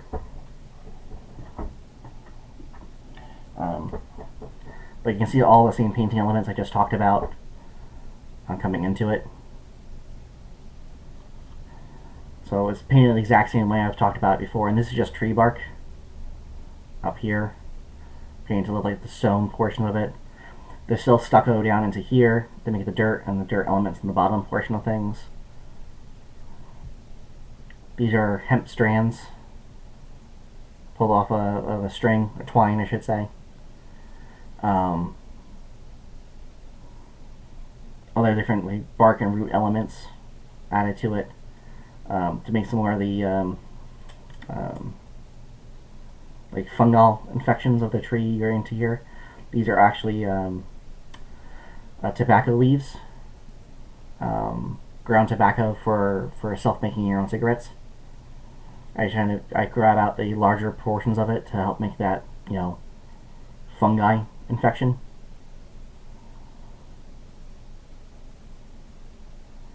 So you can get some different elements, set up pretty good, and again, everything's pretty hardy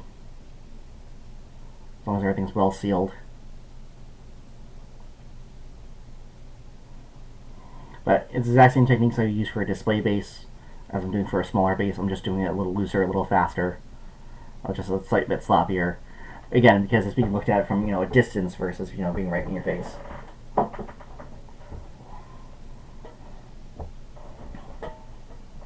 And let's face it, as long as everything's painted well and the bases look really great, your army looks really great. Because at a distance, even as long as everything's blocked out appropriately, you really don't even see uniforms, you just see the blocks of them. Though I do prefer playing skirmish games, but that's a different reason entirely.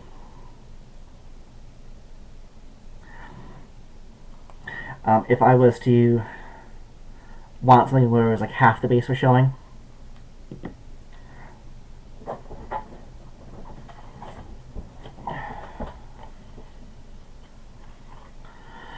so it was rotten out to begin with. So that whole well on the inside was rotten, and then pretty much chipped away at with a screwdriver and a hammer to get anything that was rotten outside of it.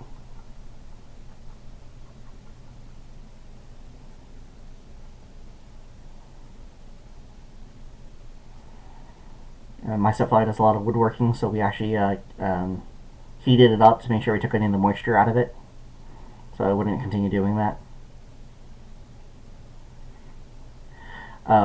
There's some close calls with my fingertip and the screwdriver and the hammer a few times though. If I wanted to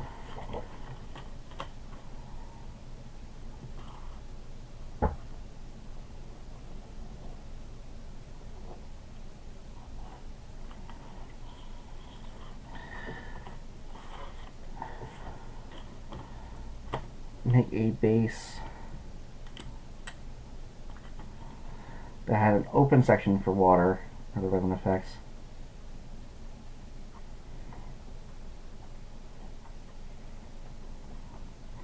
come on, bite.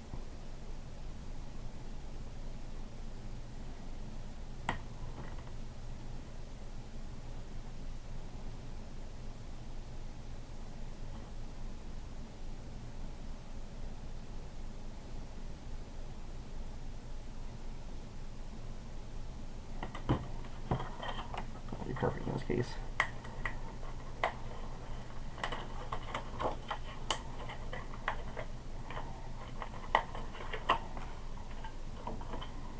this is more for gaming still. So we're going to do a quickie version of it.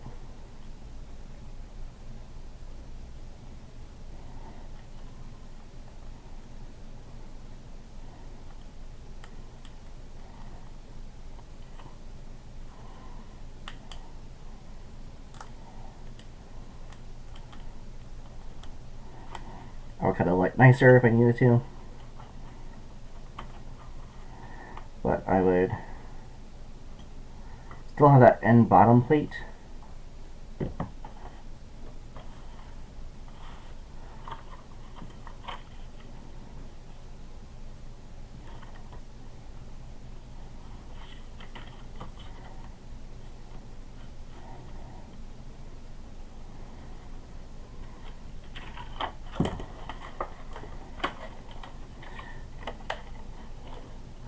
You guys, I go through a lot of plastic card. I highly recommend it if you're not using plastic card to pick some up. It is amazing for doing different things in different projects.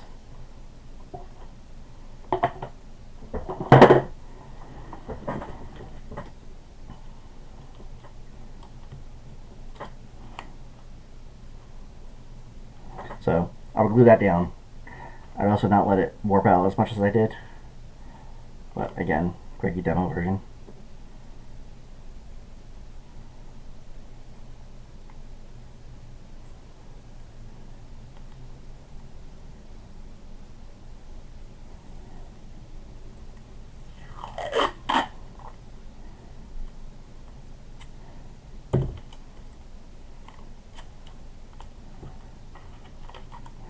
And with that super thin plastic card,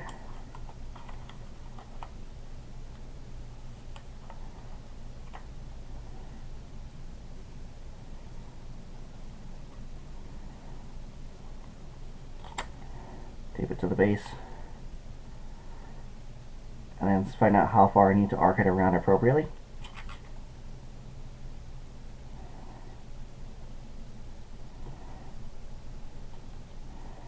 Once I have the arc just right,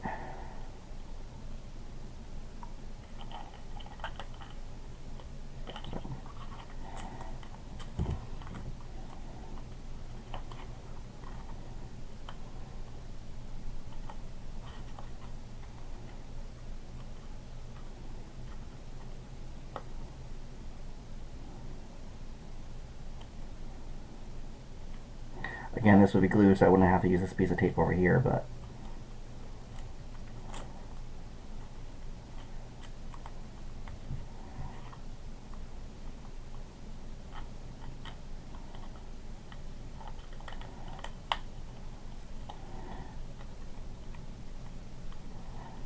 get the arc just right. And I would be normally spending a lot more time for this.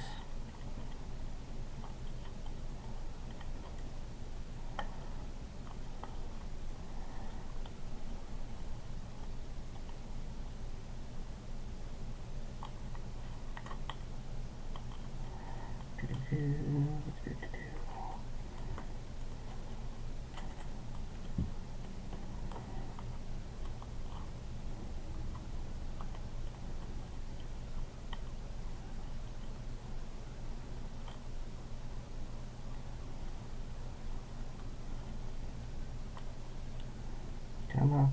Nope. Okay, the tape never works that way. And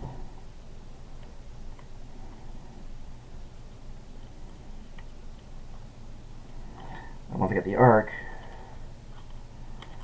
then I can tape down this edge.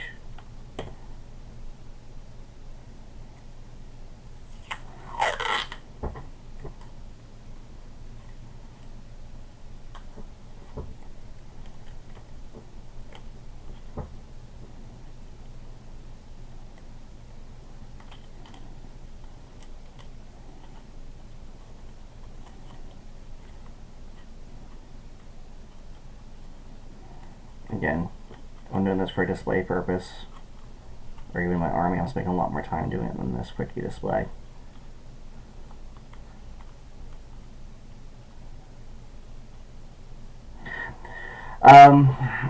This stuff, not as much as some of the other stuff.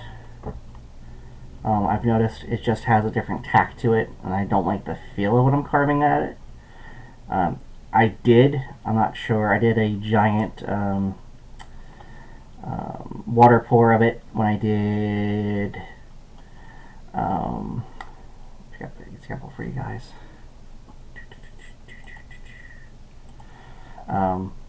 Like under a cave river. I'll try and grab the example in a moment. I had to sand down the sides of it and then re-gloss coat them. So it does sand, it does do it. It just feels very weird.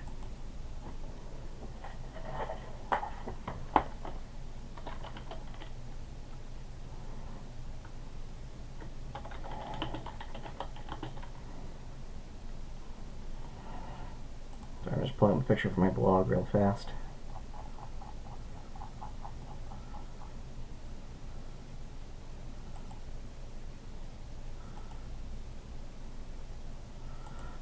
Home.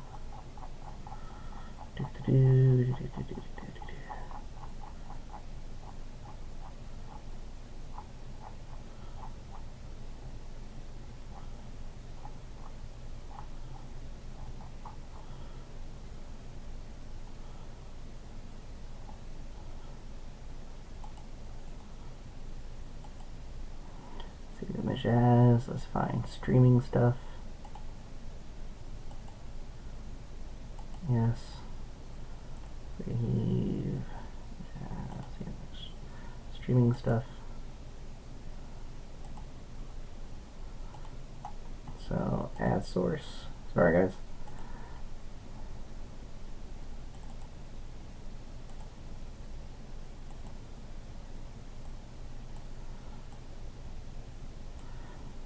So that is a pour of this plus other stuff. I did to make an indoor cave and cave river kind of scene. You see my little fishy that I put into there. This is before I sanded that. You can see the warpiness along the side of it. Because I actually had a leak where they sealed didn't hold properly. Thankfully, again, I had it smart. I actually had it inside of a baking tray, disposable one. So I had to sand all that back down again. And then gloss coat the sides of it. I also find this stuff can be, it has to set for a little longer. Yes, the UV light. The UV light does cure it fairly well. However, that's just the quick process. It still has a couple more minutes and hours it has to go to get it all done. So doing something like fingerprints, it will still pick up fingerprints and such too. So I definitely wait till after that effect, or that time frame. Otherwise, sanding it just going to gum up the sandpaper. Okay, so this is going to be interesting. I want to make sure I can do this without losing the whole stream. Okay.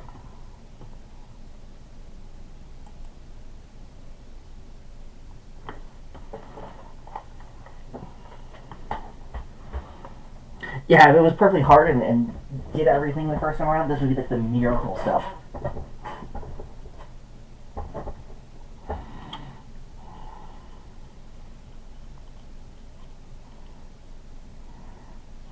So, quickie version of this.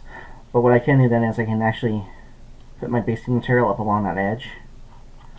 This is glued to it, let everything dry. Pour my resin effect in. And once my resin effect is in, I can actually then peel this away and I have a portion of it that now is loose to the tabletop. I don't particularly love that for tabletop purposes. For displays, it looks really cool, and if you're doing for your general, it looks really cool. The problem is that resin now is touching everything, and the resin's going to be more fragile than the plastic over time. It's just going to be more sensitive to things like elements. So if a beer gets spilt on the tabletop, or it's being handled and touched by fingertips and the oil is breaking up over time.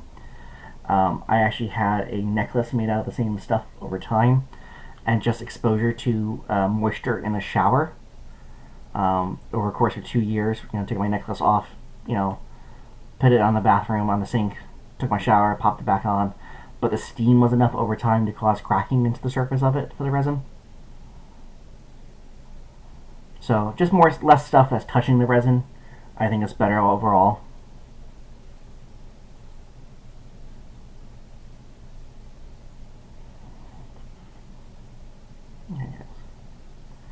Any more questions? Any more things we can discuss about or talk about?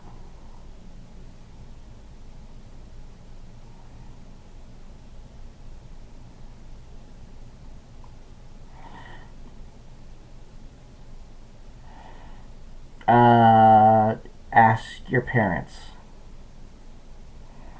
Oh, I have nothing there. Wasn't ready for that one. So just to give you a heads up, guys, so if you're my first time following the stream, one thing I do is I stream every Friday night. Friday nights we tend to do our bigger projects like our busts and such. This is the project right now we're working on this week until we're done with that one, moving on to the next one.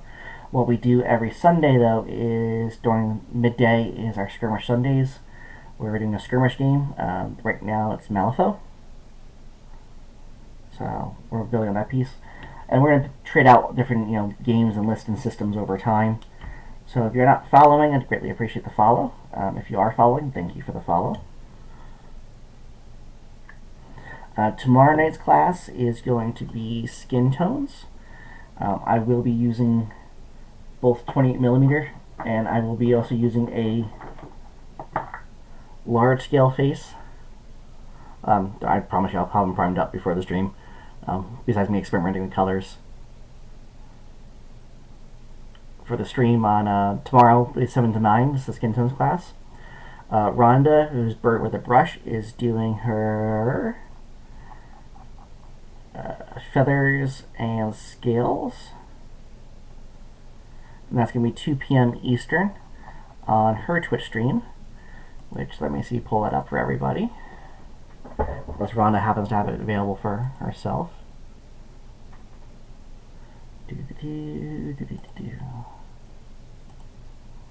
I'm following so many people nowadays. I need friends making less cool things.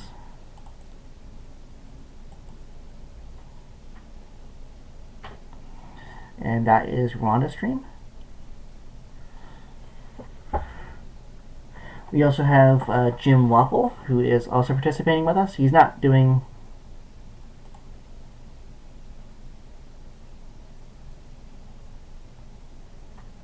I got you covered. We also have Lapelius, or Jim Waffle, who is actually on right now. So I think what we're going to do is we're going to raid him real fast, because I believe he's continuing building a tank from last night.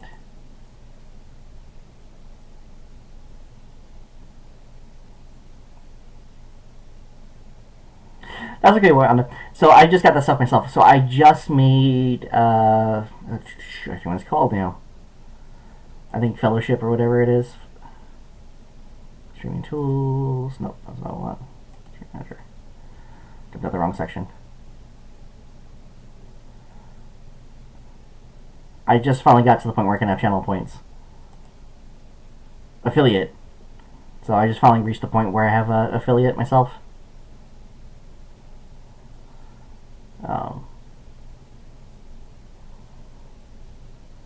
So you're gonna get there real fast already because I say your following number. So you just gotta stream more, which you should be doing anyway.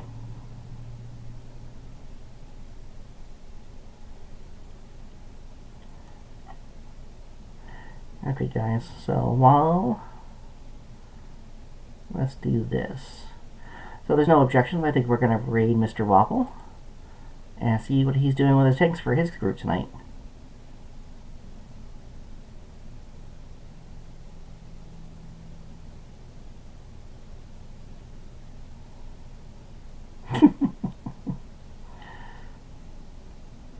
No problem.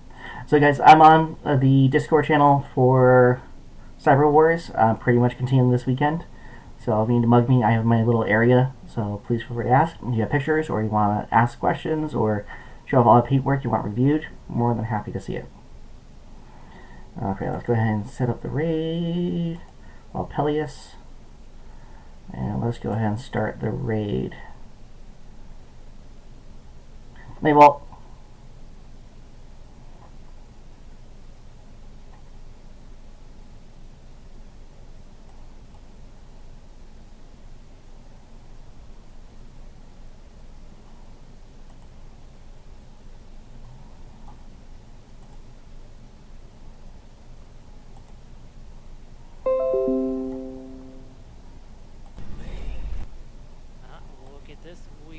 Wicked Elf bringing in some folks here. So Wicked Elf, how are you doing? That you had another great stream. And folks, if you're not already following Wicked Elf, you definitely want to do that. Because of course Wicked Elf, the manufacturer of the most excellent and fantastic vellum plants and also creatures. It's not just plants. It is not only plants. So as you can imagine, we're starting to get to our tank crew here. We brought out the Gamlin Silver so that we could start hitting some blackened steel here on some machine guns.